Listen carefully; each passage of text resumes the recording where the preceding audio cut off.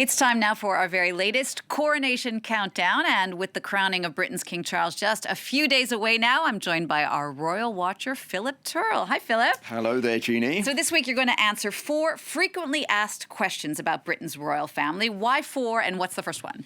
Okay, well, ever since I've been commentating on royal affairs, I have been asked the same questions on a regular basis.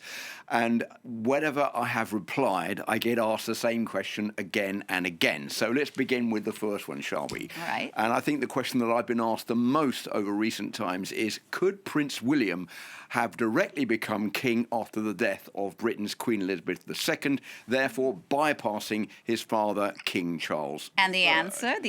Well, the answer is actually both yes and no. So let's start with the no, shall we? The British monarchy is governed by what's called a line of succession, which means that once a monarch dies, it is his or her eldest child who immediately becomes the next king or queen. The 2013 Succession to the Crown Act means that there's no longer any priority given to the son over the daughter if the daughter is the older of the two. That was always the case until then. That means that after Queen Elizabeth II passed away last September, Charles, who was her oldest son and oldest child, automatically became the next king. And there's nothing either William or anyone else could do about it.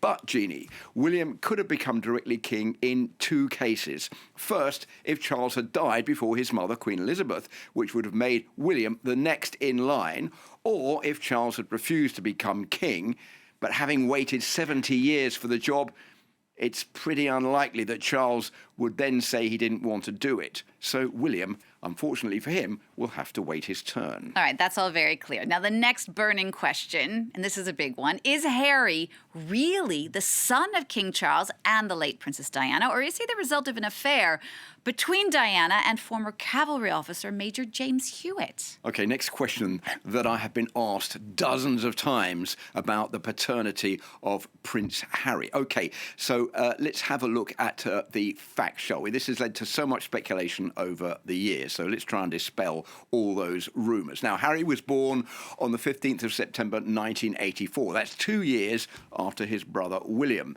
According to several royal biographers, and even according to Diana herself in a television interview, the 5-year affair with James Hewitt didn't start until 1986, when Harry was 2 years old.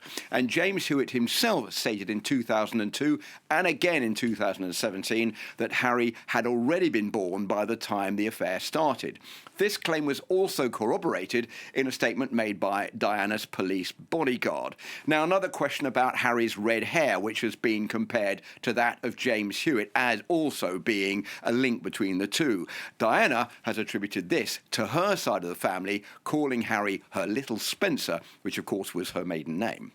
Philip, you were sort of blocking James Hewitt there a moment ago, but I can say I looked and there did seem to be a resemblance, though, but jury's out on that one. All right, the third question. This is more of a tragic one. Many people ask about Diana's death, and was she assassinated or was she just the victim of a tragic road accident? Well, of course, this all happened back in Paris, and so much has been written about the fateful events of the 31st of August 1997. It's hard to understand exactly what really happened, but what we do know is that Henri Paul, the chauffeur of the Mercedes which was carrying Diana, Dodi Al-Fayed, her boyfriend, and Trevor Rees-Jones, the bodyguard, was largely over the limit when the car crashed in the Alma Tunnel. Now, although conspiracy theories have abounded since then, notably that Diana's death was the result of a plan organised by the Queen's husband, Prince Philip, and Britain's secret services, no evidence has ever come to light to support this. And there have been several investigations. First, there was a French judicial inquiry and then a British inquest, which ruled that Diana had been unlawfully killed by what it described as the grossly negligent driving by both the paparazzi, which were pursuing her car, and of the driver of the Mercedes, Henri Paul.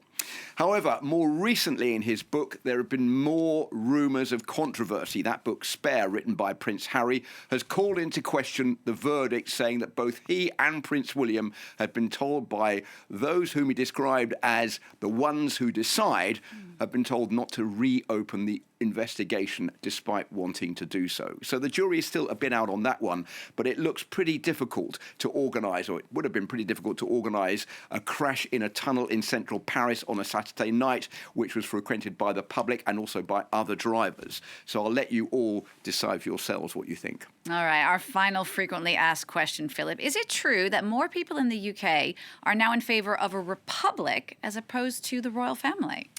Well, not yet, but these figures, the most recent figures, are pretty worrying for the king. They're certainly going to give him something to think about after the coronation. A poll commissioned by the BBC has found that although a majority of 58% of Britons agree that the monarchy should remain, it is 17% less than 10 years ago, when 75% of Britons supported the monarchy.